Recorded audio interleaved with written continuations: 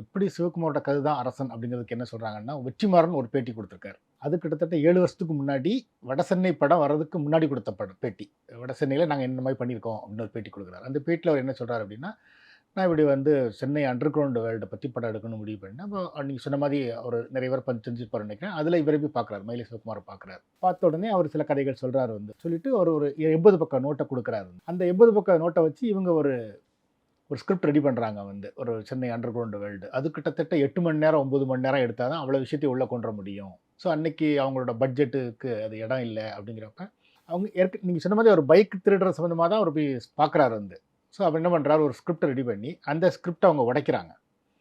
உடைச்சிட்டு, அதுக்குள்ள இந்த பைக்க சேர்க்குறாங்க.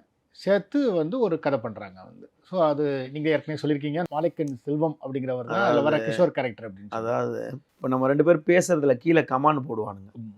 இது ரொம்ப நாட்டுக்கு ரொம்ப முக்கியமான்னு கேட்டு போடுவாங்க. அவங்களுக்கு இப்ப நம்மளே பதில் குடுத்துடலாம். இது நாட்டுக்கு முக்கியம் இல்லாத விஷயம் தான். சிவகுமாரோட கதைய வெற்றிமாறன் எடுத்தார்னா, அது தீங்கான ஸ்கிரிப்டா தான் இருக்கும். 2 முறை சிவகுமார பார்த்தாரு. அவர் 80 பக்கம் ஸ்கிரிப்ட் புக்ல குடுத்தாரு.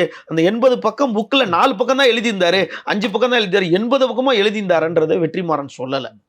வெற்றிமாறன் ஜெயில பத்தி எப்படி இருக்கும், ஜெயில் சீக்வன்ஸ் எப்படி இருக்கும், ஜெயில்ல மனு எப்படி படிப்பாங்க, சாப்பாடு படி எப்படி கொடுப்பாங்க, ஜெயில்ல எப்படி பிளாக் இருக்கும், அதுல செல்போன் எப்படி பேசுவாங்க, இந்த மாதிரி ஜெயில இருந்தவன பல பேரை வச்சிருக்கலாம். இன்னும் அவர் ஸ்கிரிப்டே முடியல, இன்னும் அவர் ஷூட்டிங்கே போல.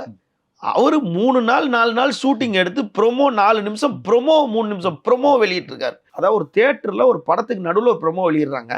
அந்த ப்ரொமோவை பார்த்துட்டு வந்து இது சிவகுமார் கதைன்ட்டு வெளியே யாரோ ஒருத்தர் கொளுத்தி போட்ட விஷயம்தான் இன்னைக்கு நம்ம விவாதத்தை பேசிட்டு இருக்க மாதிரி ஆயிடுதே தவிர, சிவகுமார்ன்ற பேர்ல மாட்டாங்குப்பம் சிவா, மயிலை சிவகுமார், டைகர் சிவகுமார் இந்த பேர்ல அந்த ஹீரோவுக்கு கண்டிப்பா அந்த வடசென்னையில வர்றதுக்கு வாய்ப்பே இல்லை. 100% உறுதி.